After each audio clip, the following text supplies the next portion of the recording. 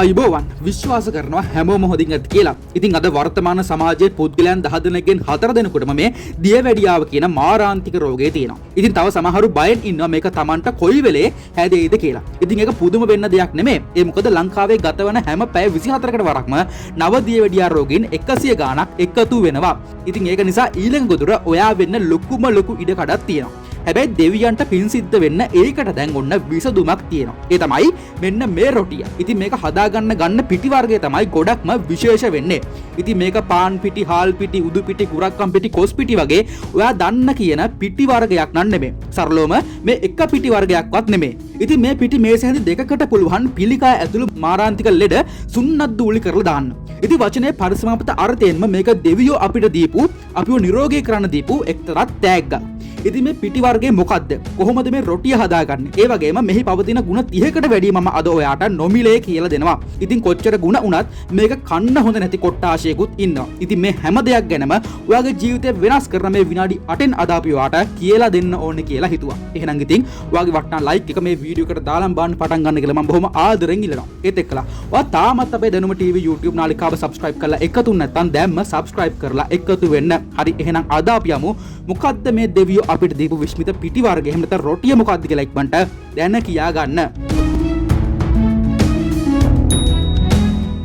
හොඳයි අදත් ආදරෙන් ඉල්ලනවා මේ වටිනා වීඩියෝව සමග එක හුස්මට රැඳීලා ඉන්න කියලා. මොකද මේ ආහාරය ගැන ඔයාට පිට පෙර අසන්න නොලැබීමත් මේ වගේ වැඩසටහනකින් අසන්න ලැබීම් භාග්යක් මෙන්ම ඒක ඔයාගේ නිරෝගීතාවයට මහත් රුකුලක් වෙනු ඇත. හොඳයි. මේ අතිශය වටිනා ආහාරය එහෙම නැත්නම් රොටිය ගැන දැනගන්න කලින් අපි ටිකක් බලමුද මේ පිටි වර්ගයේ සුෂ්මිත ගුණ මොනවද කියලා. ඉතින් ඔයාට මේ පිටි වර්ගයෙන් රොටි බැරනම් ඕන ආහාරයක් හදාගෙන කන්න පුළුවන් මේ පිටි භාවිතා කරලා. ඉතින් මුලින්ම මේක දියවැඩියාවට අතිශයින්ම ප්‍රත්‍යක්ෂ බෙහෙතක්. මේ පිටි මේස හැද්ද කිහිපයකට පුළුවන් ඔයාට දියවැඩියාව වැළඳෙන්න තියෙනවා නම් මේක සහ මුලින්ම හරිද මේක සහ මුලින්ම උග්ගුලලා නැති කරලා දාන්න. ඉතින් ඊළඟට අවශ්‍ය සොල්ට ඊටාම ගුණදායකයි. බඩේ දැවිල්ල බඩ පුරවා දැමීම වගේ අවස්ථාවට ඊටාම යෝග්‍යයි. මූත්‍රා ගල් හෙවත් කැල්සියම් කාබනේට් අවක්ෂේප තැම්පත් වෙලා ගල් ඇතිවීම. එහෙම නැත්නම් ගල් ඇතිවීම නැත්තටම නවත්තනවා. ශනික බඩගින්න වැඩි කරන්න පුළුවන් මේ පිටි වර්ගයට. ඉතින් ඔයාට මාසෙ දින කිහිපයක් මේ පිටි භාවිතා කරන්න පුළුවන් නම් තනිකරම පිළිකා අවදානම බිඳුව කරවන්න පුළුවන්. මොකද මේ පිටි වලට පිළිකාව විනාශ කරන්න පුළුවන් කියලා මේ වෙනකොට ඔන්න සොයාගෙන තියෙනවා. කොලෙස්ටරෝල් වලට ඊටාම ප්‍රත්‍යක්ෂ බෙහෙතක්. චර්ම රෝග, දද, කුෂ්ඨ වගේ සුව නොමන තුවාල දින කිහිපයකින් සුවපත් කරන්න පුළුවන්. ඒ වගේම අපේ ඇඟිල්ලේ වඩවනවා බලාගෙන ඉන්නකොට. ස්නායු ආබාධ මෙන්ම ආතරයිටිස් සංධි වේදනා සුවපත් කරනවා. ඉතින් මේ අපි කිව්ව මේ ගුණ වලින් 50ක් විතරයි. තව මේ වගේම ගොඩක් තියෙනවා කියන්න. ඊට කලින් අපි බලමුද මොකද්ද මේ පිටි වර්ගය සහ මොකද්ද මේ රොටිය කියලා. ඉතින් මේ තමයි අලු කෙසෙල් පිටි වලින් හදන රොටිය කියලා කියන්නේ. හරි දැන් මෙතන ලොකු ප්‍රශ්නයක් තියෙනවා. ඒ තමයි ඔයා අහලා ඇති මේ අලු කෙසෙල් පුරුෂ පාර්ශවයට ගුණ නැහැ අහිතකරයි කියන කාරණය. ඉතින් මේ කතාවේ ඇත්ත නැත්ත සහ ඇයි මේ වගේ දෙයක් කියන්න කියන හේතුවත් අපි වට ඉස්සරහට ඉදිරිපත් කරන්නම්. ඉතින් ඔයා දන්නවද? අලු කෙසෙල් පිටි කියලා කියන්නේ අපේ හෘද වස්තුව සුරකීමට මෙන්ම heart attack වගේ මරණීය රෝග වැළැක්වීමට හැකියාවක් ඇති මහර්ග ඖෂධයක් කියලා. ඒ වගේම අපේ දරුවන්ගේ මතක ශක්තිය වර්ධනය කරන්න මේ පිටි වලට ලොකු හැකියාවක් තියෙනවා. ඒ වගේම අපේ ආහාර මාර්ගයේ ඇති විෂ පාලනය කරන්න පුළුවන්. ඊළඟට උණ වගේ අසනීප වලදී අපේ ශරීරයෙන් ඉවත් වෙලා යන ශක්තිය නැවත වර්ධනය කරගන්න. එහෙම නැත්නම් බූස්ට් කරගන්න මේ පිටි භාවිතා කරන්න පුළුවන්. ඉතින් මේක ඇත්තටම 100%ක් පෞද්ගලික අත්දැකීම් මගින් අපිට කැට තියලා කියන්න පුළුවන්. ඉතින් අපේ පැරැන්නෝ ගස්කල් වගේ ඉහෙන් පහෙන් ලෙඩක් නැතුව හිටියේ මේ ආහාරයට පින් සිද්ධ වෙන්න කියන කාරණේ අපි වාට අමුතුවෙන් මතක් කරලා දෙන්න ඕනේ නැහනේ. නමුත් බටහිර වෛද්‍ය විද්‍යාව තුලින්ද මේ අලු කෙසෙල් ගැන පරීක්ෂණ විශාල ගණනාවක් සිදු කරලා තියෙනවා. ඉතින් ඒ අතර වික්ටර් සී මේයර්ස්, ඇන්ටන් ආර් රෝස් සහ ඕස්ට්‍රේලියාවේ ක්වීන් අයිස්ලන්ඩ් වෛද්‍ය සිම්රාන් කාඋරු වගේ වෛද්‍යවරුන් මේක පිළිබඳව කරු පරීක්ෂණ වැදගත් ස්ථානයක් හිමි කරගන්නවා. ඉතින් ප්‍රධාන වශයෙන්ම මේ තුල dietary fibers, vitamin A, beta carotene, vitamin C, B6, potassium, magnesium, calcium සහ resistant starch පවතිනවා කියලා එහිදී සොයාගෙන තියෙනවා. ඉතින් මේ potassium කියන දේ ගැන ටිකක් මතකයේ තියාගන්න මේක ගැන වැදගත් දෙයක් ඔයාලට පිට කියලා දෙන්න තියෙනවා. හරි. දැන් අපි ඔයාලට වීඩියෝ එකේ මුලින්ම කිව්වනේ අද සමාජයේ කතිකාවක් තියෙනවා කියලා මේ අලු කෙසෙල් පුරුෂ පාර්ශවයට හොඳ නැහැ කියන කාරණය ගැන. ඉතින් මේක ගැන අපි විස්තර හොයාගෙන යනකොට අපිට දැනගන්න ලැබුණේ මෙන්න මේ වගේ දෙයක්. ඒ තමයි අලු කෙසෙල් මගින් පුරුෂයන්ගේ ලිංගික හෝමෝනේ පාලනය කරනවා කියලා අපේ සමාජයේ පළපදියම් වෙලා තියෙනවානේ. ඉතින් ලිංගික හෝමෝනේ කියලා කියන්නේ ප්‍රධාන වශයෙන් මෙතනදී ටෙස්ටොස්ටෙරෝන් හෝමෝන් එකට තමයි. ඉතින් වර්තමාන පරීක්ෂණ ගණනාවකින්ම සොයාගෙන තියෙනවා. ඒ කියන්නේ විශේෂයෙන්ම ඇමරිකා එක්සත් ජන පදේ සලසවීමකින් හොයාගෙන තියෙනවා අලු කෙසෙල් සහ ටෙස්ටොස්ටෙරෝන් හෝමෝනේ අතර කිසිම සම්බන්ධතාවයක් නැති බව සහ එහෙම ඔප්පු කරන්න පැහැදිලි ජීව විද්‍යාත්මක සාක්ෂි එහෙම නැත්නම් බයොලොජිකලි එවිඩන්ස් නැති බවත්. ඉතින් සරලවම අලු කෙසෙල් කියලා කියන්නේ පිරිමින්ට අහිතකර ආහාරයක් නෙවෙයි. ඉතින් මේක සමාජයේ තියෙන දරුණු ගණයේ බරපතලම මිත්‍යාවක්.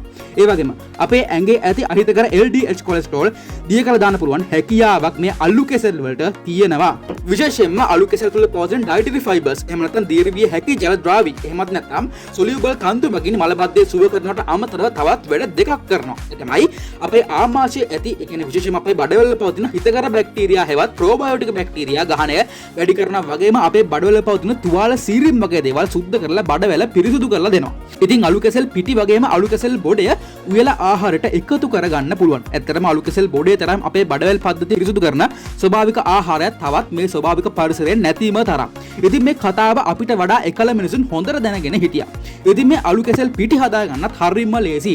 අලු කෙසෙල් පෙති කපලා හොදින් අවු රශ්මිය වේලලා කුඩු කරගන්න විතරයි තියෙන්නේ. ඉතින් ඔයාලට ඒකට කාලයක් නැත්තම් අලු කෙසෙල් පිටි වෙළඳ පොලේ මේ වෙනකොට ඔන්න මිලදී ගැනීමට තියෙනවා. ඉතින් මේ පේන්න තියෙන වට ඒ වගේ නිෂ්පාදන කිහිපයක් තමයි. ඉතින් විශේෂයෙන්ම මේ ආහාරය දරුවන්ට ලබා දෙන්න. ඒ මොකද මෙමගින් පැහැදිලිව බුද්ධි වර්ධනය වෙනවා කියලා මෑතකදී සොයාගත්ත පරීක්ෂණයකින් හෙළි වෙලා තියෙනවා. ඉතින් මෙමගින් අපේ මොලේ කපාල ධාරිතාවය මෙන්ම නියුරෝන අතර සම්බන්ධතාවය වැඩි දියුණු කරලා එමගින් බුද්ධි වර්ධනය සිදු වෙනවා කියලා තමයි මේ පරීක්ෂණයේදී සොයාගෙන තියෙන්නේ. ඉතින් ඔයාලට මේ අලු කෙසෙල් පිටි මගින් ප්‍රෝටීන් වලට අමතරව පිට්ටු වගේ වෙනත් ඕනෑම ආහාරයක් හදා ගන්න පුළුවන්. ඊටම ලේසියෙන් සහ පහසුවෙන් හදා ගන්න පුළුවන් නිසා තමයි අපි මේකට රොටි උදාහරණයක් විදියට ගත්තේ. ඒ වගේම ඔයාලට ඔයගේ සමේ ඇති වෙන එක එක දද කුෂ්ඨ, කැසීම්, පළු ආසාත්මිකතා එහෙම නැත්නම් සිංහලෙන්ම කියනවා නම් ඇලර්ජි වගේ තත්ත්වවලට අලු කෙසෙල් කියලා කියන්නේ තාම හොඳ ආහාරයක්. ඉතින් ඔයාට වෙනම ආහාර හදන්න වෙලාවක් නැත්තම් ඔයා පිසින සාමාන්‍ය ව්‍යංජනයකට මේ අලු කෙසෙල් පිටි හැන්දි කිහිපයක් එකතු කරගන්න. හරි. දැන් මේ වෙනකොට ඔයා දන්නවා අලු කෙසෙල් කියලා කියන්නේ තාම ගුණදායක ආහාරයක් කියලා. හැබැයි මෙන්න මේ කට්ටිය අලු කෙසෙල් කන්න කලින් වෛද්‍ය නිර්දේශයක් ලබා ගන්න ඕනේ. ඒ තමයි වගොඩු රෝගීන් කියලා කියන්නේ. ඇයි ඒ? ඔයාට මතකද අපි වීඩියෝ එකේ මුලින් ගිය ෆොස්ෆරස් කියලා මූලද්‍රව්‍යයක් ගැන? අර අපි ඔයාට මතක තියාගන්න කියලා කිව්වේ. ඉතින් මේක තමයි මේකට හේතුව.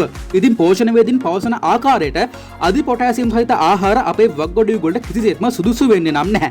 ඒක නිසා මේ ආහාර ගැන දැනුවත් වෙන්න, එකතු කරගන්න, නිරෝගී වෙන්න, ලෙඩ වලින් තොර බුද්ධිවත් ප්‍රජාවක් බිහි කරන්න අපි දායක වෙමු. එහෙනම් අලු කෙසෙල් ගැන තිබූ සියලුම මිත්‍යාවන් අපි මේ කෙටි විනාඩි 8න් ඉවර කරලම දැම්මා. හරි. මම අද හිතනවා ඔයා මේ අලු කෙසෙල් ගැන, විශේෂයෙන්ම අලු කෙසෙල් පිටි ගැන ලොකු අවබෝධයක් ලබා ගන්න ඇති කියලා. එහෙනම් ඉතින් මේ වගේ අධ්‍යාපනික වීඩියෝ දිගටම බලන්න ඕන නම් දැන්ම අපේ දැනුම TV YouTube නාලිකාව subscribe කරලා එකතු වෙන්න.